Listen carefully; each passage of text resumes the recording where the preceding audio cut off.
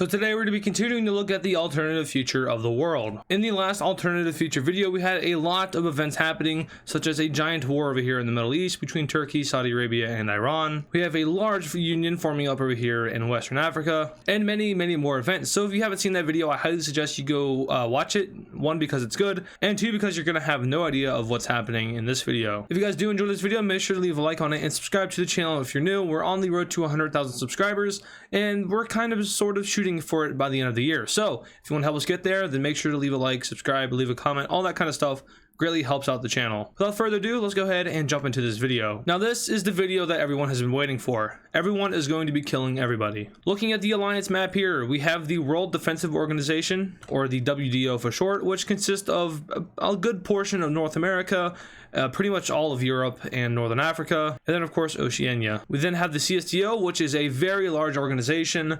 It consists of pretty much all the former Soviet states. It consists of Mongolia and Manchuria, which is kind of disputed between China and Russia, and then pretty much all of Central Asia and Yemen. We have the Rio Pact over here in the Americas. We have the East African Federation Pact, the Gulf Shield Force, and then we have the PDO, which is the Pacific Defense Organization. All in all, the world has pretty much picked a side in this conflict, and it's going to be an interesting one. But before we get to the ginormous war, we do have some events taking place in Africa, which are notably interesting. Except they're not interesting at all. It's basically just one large unification. Slowly but surely, we have African countries over here starting to join in on this union after their economies start to crumble. Sierra Leone joins, and we have Guinea-Bissau, Senegal, the Gambia, and then the last to join is Liberia. So now we have all these countries over here in West Africa which have all united for economical purposes, and really no one else can actually join in on this alliance due to well, surrounding pacts. Obviously Morocco and then French-controlled Algeria can't join, American-controlled Libya. These guys are all part of the WDO. Western Sahara at this point, I mean, Mauritania doesn't exist, so I guess I'll just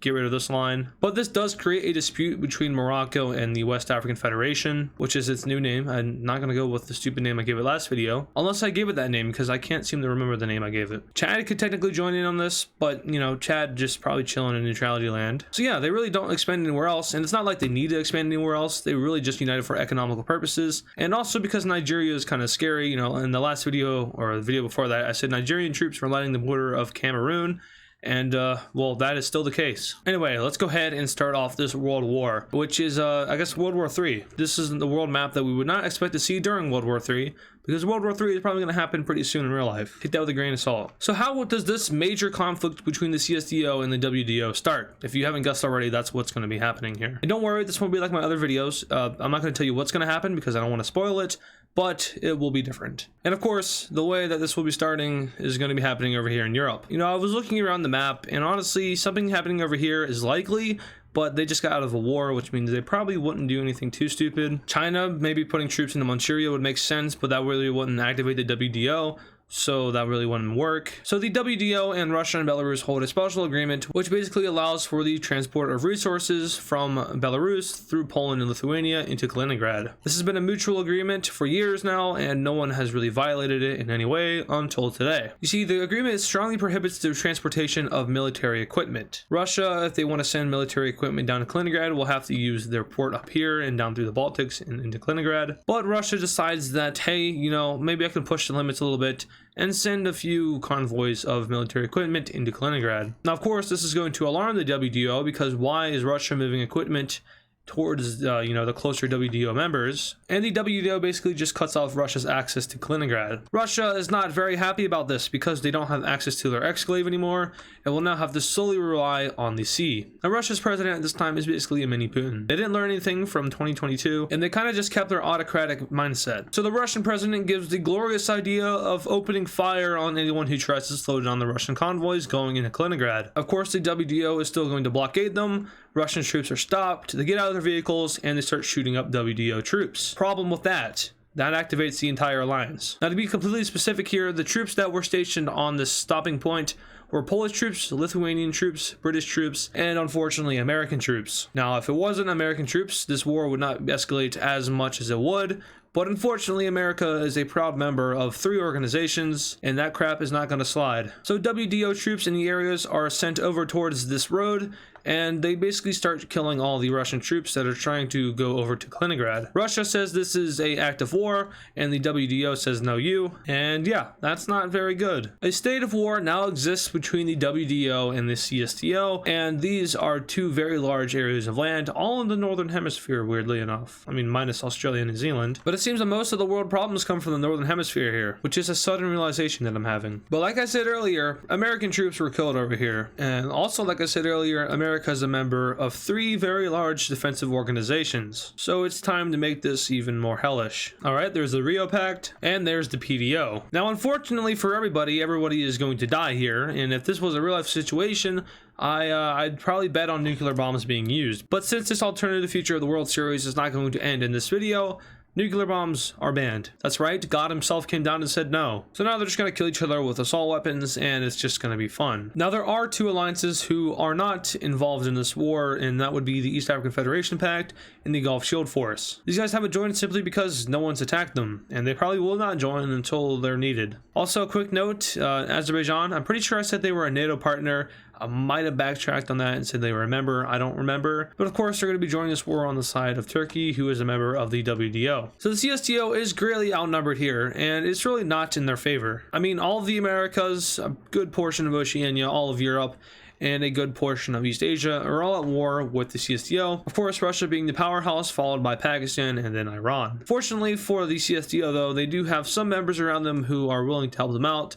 If it comes to that. Obvious members would be Turkmenistan, who is completely surrounded, and then of course Xinjiang. They just got their independence though, so I don't really know if they'd want to fight. But yeah, so let's go ahead and start murdering everybody. I'm gonna get in trouble for saying that. It was a joke, YouTube. Don't do anything weird. So immediately Russian troops and Belarusian troops start to kind of reinforce their road over to Kaliningrad, which grants them pretty much all this land here. With this access and all the military assets they had in Kaliningrad, they can now finally start to use it, and they push over into northern Poland. The Polish president says, called it. Nobody was listening to him when they said that Russia would invade Poland with it.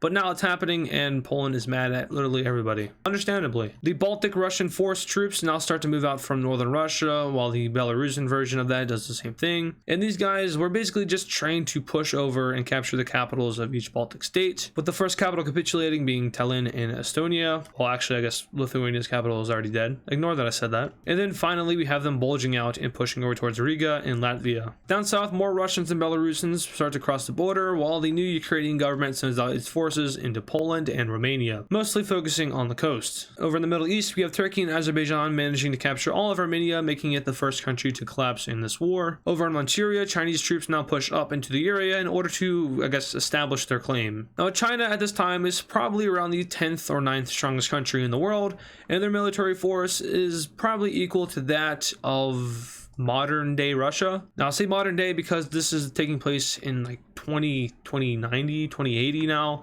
There's been a lot of years going by since this series started. I don't really like to make a complete timeline of it because it kind of throws off events and things, but we're a couple decades in the future. So modern day Russian military in an area like this makes sense. Of course, the United States and Russia are both superpowers in this scenario, and they have very scary weapons, which they are using on each other. Hypersonic missiles on both sides. There's probably something even faster than hypersonic missiles in this scenario, and that's terrifying. But each side agreed not to kill civilians, although we'll see how that's held up. So there's going to be 3 main fronts in this war. Obviously one in Europe, over here in the Middle East, and then finally in China. Speaking of China, they have a lot of success in pushing into Manchuria, where a lot of the citizens here are against Russian rule and are for pro-Chinese reunification. At the same time, Japan starts its invasion of Sakhalin in order to establish their claim over the island, and we see WDO forces now pushing up into southern Russia over here in the east. At this point in time, Turkmenistan is forced into the war by its neighbors, and here we see one of the most shocking events of the war, and that is the West African Federation joining the side of the Russians. Now, why would they do this? Well, I kind of glazed over it earlier, but like I said, they hold a dispute with Morocco over Western Sahara, and they have been secretly being funded by Russia in order for them to fix their economy, in which they have done. Military-wise, they're probably going to get slapped here, but at least it is a diversion for the WDO. Russian troops that were already stationed in Western Africa now push up into the Western Sahara region of Morocco, while also sending a special operation unit into the Algerian desert. Back over in Europe, the Russians and Belarusians expand their front over near Kaliningrad, while Ukraine starts a small invasion of Moldova and Romania. The WDO makes a a small offensive out from Slovakia and Hungary, which gains them a little bit of ground in southern Ukraine, while at the same time Turkish and Azerbaijani troops now push into northern Iran. This is short-lived though, as Russian troops stationed in Georgia now cross the Turkish border and start to invade the north of the country. They also start to take parts of northern Azerbaijan and start the re-liberation of Armenia. In western Iran, Turkey sends its special operatives into the Iranian mountains in order to make some sort of land gain. They actually do this pretty successfully and show superior over the Iranian military, but progress over here in the west is very slow. Back in China, the Chinese troops now send their forces into Mongolia, who is basically just a roadblock for China. But this is where crap really starts to hit the fan as more and more countries start to join in,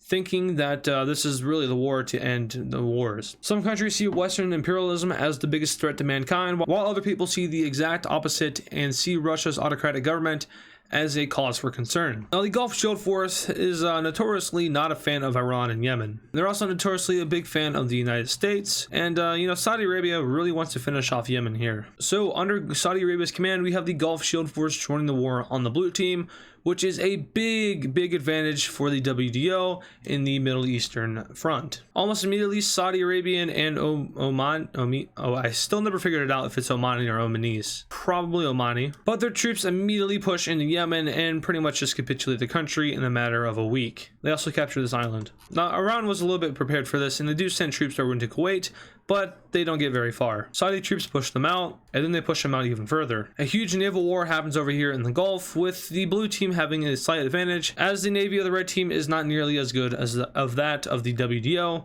who really relies on a navy here. I mean, they're everywhere. Air Force wise, I'm going to give it to the WDO, but army wise, I'm going to give it to the CSTO. Back over in the Middle East, we have Iran and Russia making a meetup in eastern Azerbaijan. This is a big blow to the country, and they are forced to remove their troops from northern Iran. In addition to this, they also remove their troops from Armenia, which Turkey is forced to take control of, and essentially this front just collapsed as Azerbaijan flees from Azerbaijan. Armenia is essentially liberated. They do manage to hold their front with the Russians up north though, as Russia is very busy over here, and then of course they're sending troops down here now to deal with this problem. Speaking of this problem, it just got a lot worse, as PDO forces now slither around the eastern coast of Russia. Japan takes all of Sakhalin, and Mongolia is greatly pushed back by the Chinese army. Morocco manages to push back West African Federation forces, while the forces in Algeria basically just kind of burn to death. Over in Poland, WDO forces finally arrive on scene and start to push back the Russians. They do so very successfully, as the Russians are pretty much just pushed back to their borders. Next up, we have Operation Liberation, which is a pretty cool name, but this WDO operation is basically focused at liberating Ukraine,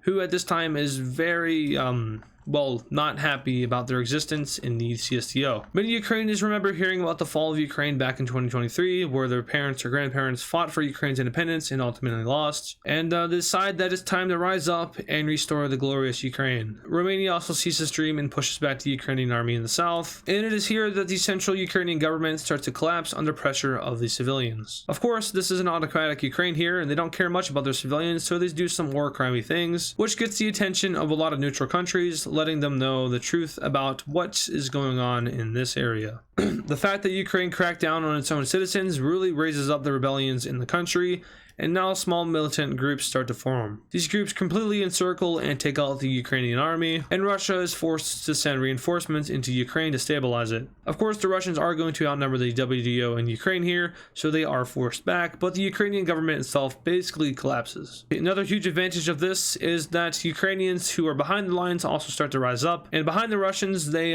kind of have an advantage, as they can just come up from behind and encircle them. Of course, this doesn't go as well since it's just a militia, but it does have an effect. And ultimately, the Russians are forced to retrieve from this area of Ukraine. Back up in the Baltics, we now have Estonia capitulating, and followed by this, we have a swift kill of the Baltics. Troops in these countries are forced to retreat and relocate elsewhere, as the last remaining bit of Latvia is taken by the Russians. Up north on the Finnish border, we also have the Russians starting a campaign over towards Helsinki, while down south, their front with Turkey starts to expand. Over in China, Russian troops finally get on scene and start to push back the Chinese army, but the sheer amount of manpower in the Chinese army really doesn't let them push them back too far. The PDO is pushed back out of eastern Russia, and it is at this point that Russia starts another activation of its plan, seeing as, well, they aren't really losing, but their allies are losing. So in order to fix that problem, they get more allies. Poor Xinjiang is forced into the war after just getting their independence in like the last decade. This doubtly makes India very angry that Russia is now forcing neutral countries to join in on their side,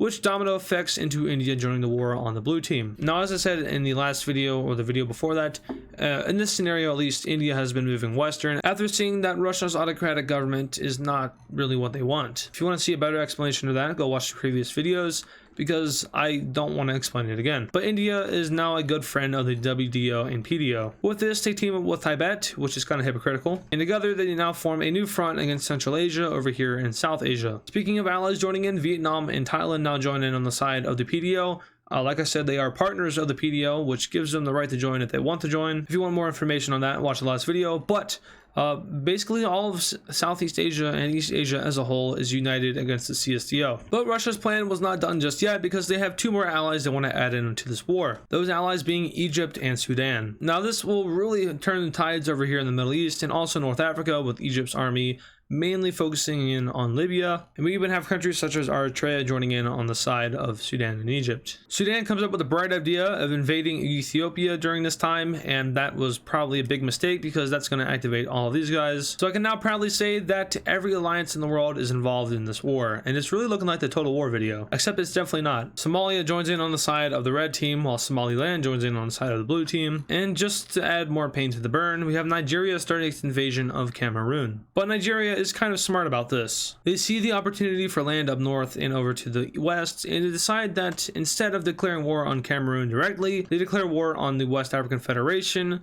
and then declare war on Cameroon, which kind of makes them on the blue team. It's a smart tactic, probably wouldn't work in real life, but it has just worked here. And this is also a big blow to the red team, as well, Nigeria is a strong country surrounded by not so strong countries. Speaking of these countries, they're now pushing into the West African Federation, and the troops that were out in the Algerian desert, well, like I said, they died, so they get pushed back. But overall, one large crushing campaign is unleashed upon the West African Federation, as well as poor old Cameroon. Some landings are made, and this place starts to crumble pretty quickly. The East African Federation manages to capture Somalia for the 15th time in the series. Meanwhile, Sudan and Eritrea start to push into Ethiopia. India starts an invasion of Pakistan, and Tibet and China start to steamroll through Xinjiang. These guys really aren't that strong, and they have a relatively small military force, so they fall pretty easily. And from here, the corridor into Central Asia is opened. Now this region is fairly weak, and honestly, they're gonna have a field day over here. But the problem with that is that they're a little too far from their own territory, so they don't venture out too far. They make a little bit of gain in Tajikistan and Kyrgyzstan, but other than that, nothing really happens. Russian troops are sent into northern Xinjiang to re-establish some of its land, but ultimately they meet the Chinese army again, and no advance is made. In Europe, Russian and Belarusian troops now push back the WDO in Poland, while also making some slight gains in Ukraine. The southern region of Ukraine does start to fall apart, and they meet the border of Russia. Up in Finland, more progress is made by the Russians, but they are ultimately stopped by the winter. Israel Stein pushes into Egypt, while Saudi Arabia and Turkey carry out operations in southern Iran, mainly focusing on capturing the Persian coast. This goes very well for the countries, and they even manage to make a landing over here, which essentially cuts off Iran from a majority of the Persian Gulf. India makes a blitz movement over towards Islamabad and manages to capture the capital city of Pakistan. And with this, Pakistan starts conscripting people because they really hate India. Cameroon surrenders over to Nigeria, which gives them a larger front against the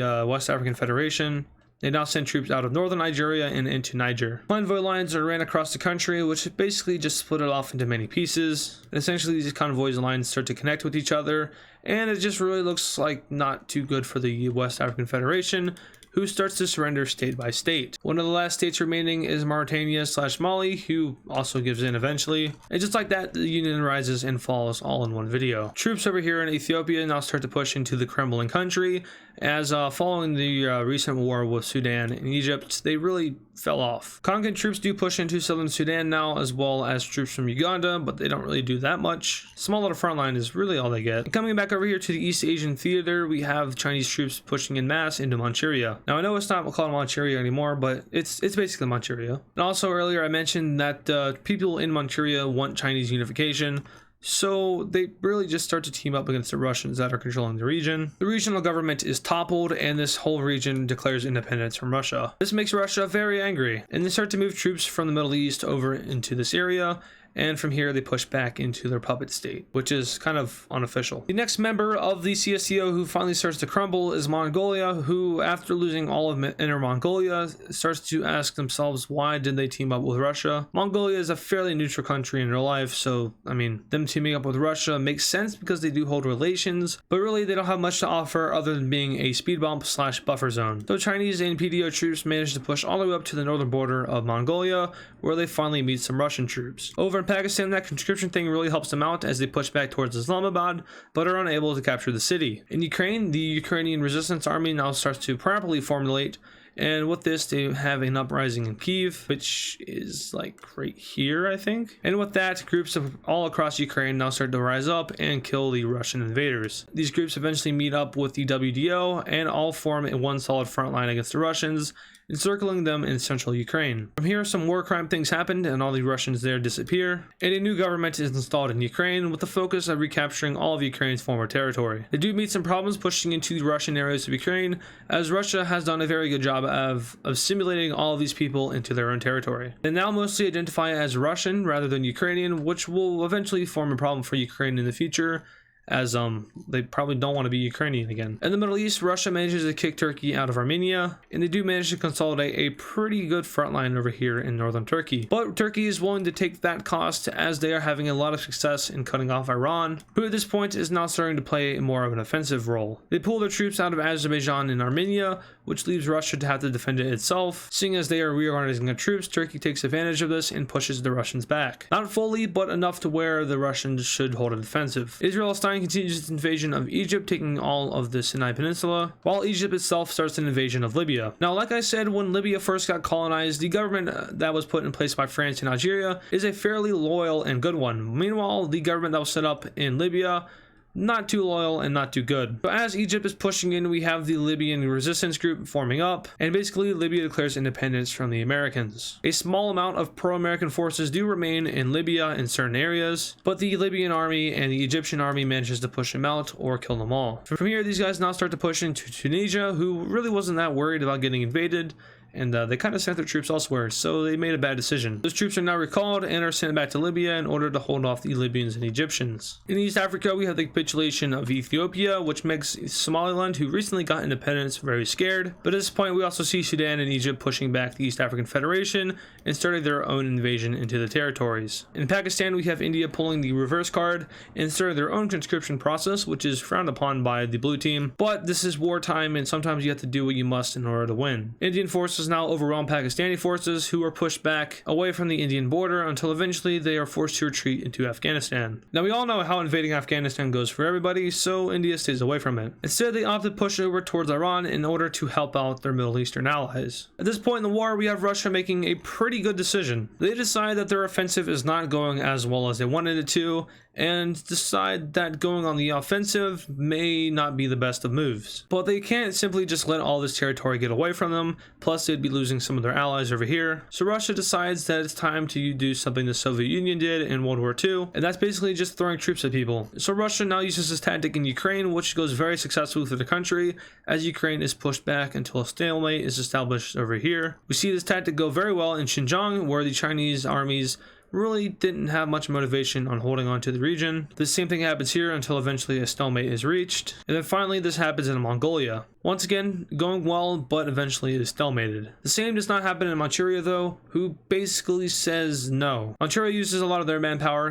China is doing something similar to Russia's doing, and they kind of just balance each other out. Over in East Africa, we see the red team having the most success other than Eastern Europe, but really we had the red team doing the best in Africa. Egypt and Sudan single-handedly managed to bring down the East African Federation, but do refrain from invading Somaliland as they really don't want to see this country disappear. I don't know, they kind of feel bad for it. But Egypt and Sudan push down until eventually they stop, and they kind of checkmate the blue team here and say that, hey, if you stop fighting, we will stop invading. They agree for that, but technically they are still in the war, and some skirmishes do happen. The Russians and Pakistanis manage to push India back over here in Pakistan, and Islamabad is eventually captured. India does manage to hold out in the south though, preventing Russia and Pakistan from having access to the sea, and at this point the world is pretty much exhausted from this war. That is everyone except for Turkey, who knows that the war is about to end and cannot stand to lose one of their greatest allies, Azerbaijan. So they start to do some conscription maybe, and start to push back the Russians and and Iranians over here. Turkey informs its men that this is basically their last stand and that they must liberate Azerbaijan, which is a huge morale boost to the Turkish army. Eventually they push over and liberate all of Azerbaijan, but at the same time they do lose a little bit of ground against the Iranians. In Egypt we have Israelistan threatening the capital of Egypt, and it is here that both sides do agree to meet for peace, and a kind of land exchange thing happens here. So let's go ahead and check out that treaty. Alright, so let's break down this peace treaty here, where at a quick glance, not much has happened, but when you dive into it a little bit more, you can see some changes. I think we're going to start off over here in Africa because this is where the most changes have happened. First of all, Morocco becomes very good looking and is just now slithering down the coast of Western Africa. Looking at the previous border here, if I just go ahead and jump over to this is my normal map, you can see that this border lies around here, but in this situation, it is moved further down. Not much of a change, you'd probably barely even notice it if I didn't say anything, but it did happen. In addition to this, Benin was given to Nigeria, and also Nigeria next all of Cameroon. We have the West African Federation gaining a new government who is fairly strong, probably around as strong as the previous government,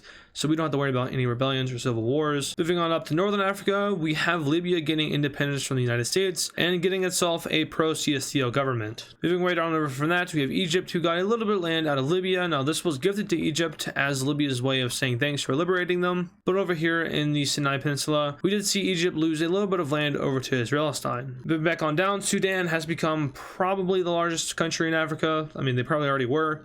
The West African Federation might give them a run for their money, but they did extend down over here into Uganda and Kenya. And then unfortunately for Ethiopia, their government was kicked out and they were given a pro-CSTO government. Somaliland was left alone, as I said, and Somalia basically got away scot-free. In the Middle East, we have a lot of changes happening with Kuwait getting some land out of Iran, and then we have Turkey and Saudi Arabia also getting a little bit out of Iran. When it comes to Yemen, they were just split between Oman and Saudi Arabia. Not much surprising things there. The exclave of Azerbaijan has now been fully connected to Azerbaijan in full. Previously it was just a little snake around the thing, but now it's completely owned by Azerbaijan.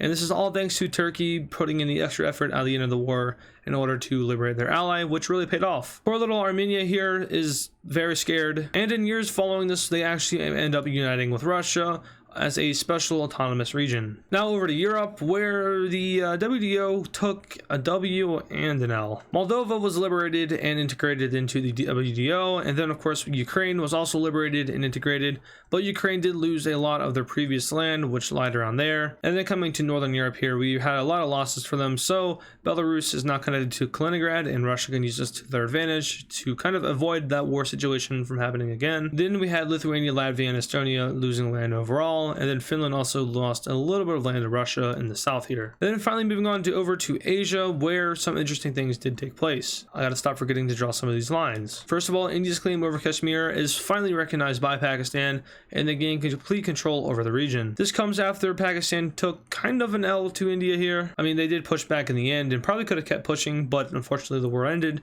and they did have to lose some land. Moving on over, we have Xinjiang, who lost land to Tibet and China. But overall, their new government is very pro-CSTO, and they end up joining that alliance. Mongolia lost all of Inner Mongolia, which makes Mongolia very sad. You know, they basically just got that following the collapse of China, and it's already been taken away. Meanwhile, China is very happy though, because they did gain back all of Inner Mongolia, some parts of Xinjiang, but unfortunately, negotiations for Manchuria haven't completely been reached yet, so there is a little bit of a waiting game on that. Japan got their island of Sakhalin back, as well as all these islands, so all of this is now Japanese again. And I'm probably missing something, but I do believe that's everything. The alliance map is completely broken now, so I'm gonna have to update that real quick, and I'll be right back with that. Alright, so let's go ahead and take a look at the new alliance map, which hasn't changed that much other than the borders, which have been updated. And this makes a whole lot more sense now. So we can see that pretty much every alliance is still here. I don't think a single alliance disappeared. The Rio Pact and the WDO are all still intact. No one lost any members there. Well, I guess technically Libya did count as a member, but they have swapped sides and are now part of the CSTO. Looking over here in Europe, we see Moldova and Ukraine are all integrated into the WDO, and the previous Ukrainian government has been reinstated, although that doesn't make much sense because they're probably all dead. Maybe the children of Zelensky, I don't know. But we can see how the CSTO has very much expanded from this war into Africa, which basically ignites another Cold War. That's right, they have fought out this big war, and it's only made it even worse for everybody. Turkmenistan joins the CSTO as well as Xinjiang, but we have Mongolia exiting, stating that their neutrality is once again been restored. Now when it comes to the rest of Asia here, everyone's basically PDO aligned, but they really just don't want to join the alliance because tensions are still really high. Everyone wants the tensions to be lowered so everyone can go back to normal. And yeah, so basically another Cold War has been set up, and it's probably going to end one of two ways, maybe like the real Cold War, or we might go out with a bang. Take that how you want to. But anyway, I'm gonna have to end it here because I've been recording for an hour and I really don't want to edit for 4 hours tomorrow, but it's probably gonna happen. So once again, if you guys enjoyed this video, make sure to leave a like on it, subscribe, ring the bell, leave a comment, share the video. I kind of wish I just had a thing that said to do all that stuff so I don't have to keep saying it every video, but I will keep saying it every video because 100K is a very nice number and it would be pretty amazing if we hit it. Once again, thank you guys for watching. I just realized that my flags weren't up, so whoops. And I'll see you guys in the next video.